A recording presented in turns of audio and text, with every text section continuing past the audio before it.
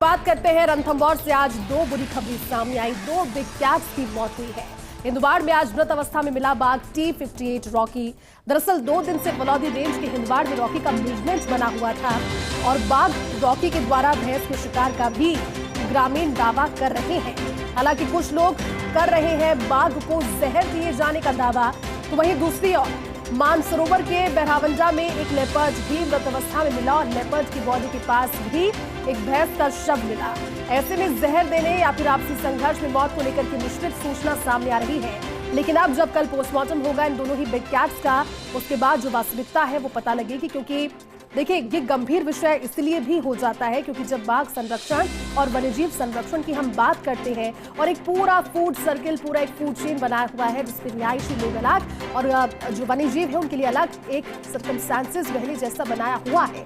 लेकिन कई दफा कॉन्फ्लिक्ट की सिचुएशन में या फिर वन्य जीवों के भीतर भी टेरिटरी को लेकर जो कॉन्फ्लिक्ट और जो कॉन्फ्लिक्ट होते हैं उनको लेकर के या तो वो रिहायशी इलाकों में या ग्रामीण इलाकों में मूवमेंट के बाद जन संघर्ष में भी मारे जाते हैं। कई बार नेचुरल डेथ भी कॉज ऑफ डेथ होता है। लेकिन तमाम सारी चीजों के पीछे आज ये वन्यजीव प्रेमियों के लिए दो दुखद खबरें हैं क्योंकि एक लेपर्ड और बाघ T58 रॉकी जिसकी साइटिंग काफी ज्यादा रणथंभौर में आप में से कई लोगों ने देखी भी होगी, आज मृत अवस्था में दोनों पाए गए हैं।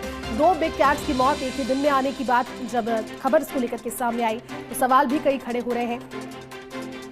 और फिर ये जानकारी सामने आना कि मवेशियों का शिकार ये कर रहे थे और हो सकता है इस चीज पर अभी क्लैरिटी नहीं है, इस चीज पर अभी स्पष्टता नहीं है और कल पोस्टमार्टम रिपोर्ट आने के बाद ही इस चीज का खुलासा हो पाएगा कि वास्तविकता क्या है इस पूरी घटनाक्रम के पीछे।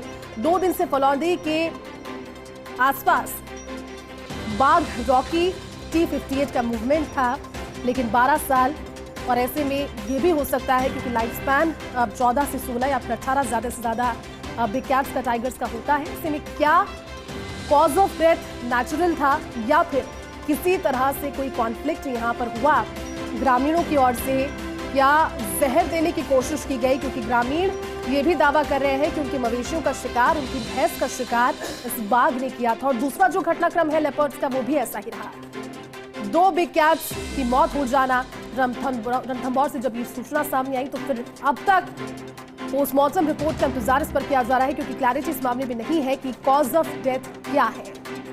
चलिए ज्यादा जानकारी के साथ एसोसिएट एडिटर निर्मल तिवारी हमारे साथ जुट गए। निर्मल जी, एक नहीं बल्कि दो बिग कैट्स की मौत आज के दिन की खबर वन्यजीव प्रेमियों के लिए सबसे दुखद हो जाती है और अभी जो कॉज ऑफ डेथ है इन दोनों में ही क्लियर नहीं है। निर्मल जी, निश्चित तौर पर देखिए बहुत दुखद रणथंभौर को लेकर के खासकर क्योंकि वन्यजीव प्रेमियों में रणथंभौर को लेकर बहुत जबरदस्त आकर्षण रहता है। ऐसे में पहले तो सूचना ये है कि बाघ T58 जो रॉकी जो शर्मिली का बेटा है T26 का, उसकी मौत हुई और उसकी मौत को लेकर भी बहुत सारी बातें सामने आ रही हैं। हालांकि फील्ड डायरेक्टर अनूप केआर से मेरी बात हुई तो उन्होंने कहा कि ये कहना है कि उसको जहर दिया गया जल्दबाजी होगी, क्योंकि अगर जहर दिया होता तो कहीं ना कहीं जो भैंस की जो बॉडी थी जिसका शिकार किया था वो मिलनी चाहिए थी। भैंस की बॉडी अभी तक बाघ के आसपास मिली नहीं है, जबकि कुछ ग्रामीण है या कुछ जो वन्यजीव विशेषज्ञ इस बात का दावा कर रहे हैं कि उसको जहर दिया गया है, कुछ कह रहे हैं कि उसको करंट से उसकी मौत हुई। लेकिन जिस तरह से वाटर बॉडी के पास उसकी एक पानी के पास उसकी बॉडी मिलना कहीं ना कहीं इस बात का संकेत जरूर करता है कि इस बात को देखा जाए कि कहीं जहर तो नहीं दिया गया, क्योंकि अगर भैंस का शिकार किया तो ग्रामीणों ने गुस्से में आके किसी मांस में उसको जहर मिला के दे दिया गया और इस तरह की घटनाएं पहले भी होती रही हैं। इस मामले में पवन उपाध्याय जो मुख्य वन्यजीव प्रतिपालक है उनसे भी बात हुई। उन्होंने कहा जांच को एक वृहद दायरे में लेकर देखा जा रहा है और अनूप केआर और पूरी टीम इस बात को लेकर कोशिश कर रही है कि कहीं ना कहीं भैंस की बॉडी जरूर मिल चाहिए तो इसका शिकार किया जिसकी बॉडी अभी तक नहीं मिली है। दूसरी घटना की बात करें तो एक पैंथर है, बहरावंडा की घटना है जहाँ एक भैंस की कारकस के पास यानी भैंस की एक बॉडी के पास ये पैंथर की भी बॉडी मिली है। अब इसको लेकर के भी इस बात का कयास देखा जा रहा है कि क्या कारण है कि अगर एक पैंथर वहां पर मरा मिला है, क्योंकि अगर पैंथर को किसी दूसरे बिग कैट से उसकी फाइट हुई है तो वहां भैंस की बॉडी नहीं मिलनी चाहिए। तो भैंस की बॉडी मिली है तो इस बात की आशंका भी है कि हो सकता है उसको शिकार को खाने के लिए हो सकता है 2 बिग कैट्स में एक फाइट हुई हो जिसमें एक बाघ हो, एक पैंथर और पैंथर की इस वजह से मौत होगी। उसका भी पोस्टमार्टम होगा, उसके बाद घटना का पता चलेगा, कारण मौत के कारणों का पता नहीं चलेगा। लेकिन निश्चित तौर पर जैसे बहुत दुखद है रणथंभौर में एक ही दिन में एक जो अटैक प्रेडेटर है यानी उसकी बात करें हम सीधे तौर पर बाघ की और उसके बाद एक पैंथर की मौत होती है दूसरे बिग कैट की, तो निश्चित तौर पर निराशाजनक भी है, दुखद भी है। लेकिन जिस तरह से पूरी टीम इस बात के प्रयास कर रही है, रेंजर विष्णु गुप्ता से लेकर अगर हम मानस जो वहाँ के जो DFO उनकी बात करें, फील्ड डायरेक्टर अनूप केआर की बात करें, खुद मुख्य वन्यजीव प्रतिपालक जो हैं उनकी बात करें सीधे तौर पर पवन उपाध्याय की, और यहाँ तक कि संजय शर्मा जो मंत्री, उन्होंने भी डायरेक्शन दिए कि पूरी बात का पता लगाया जाए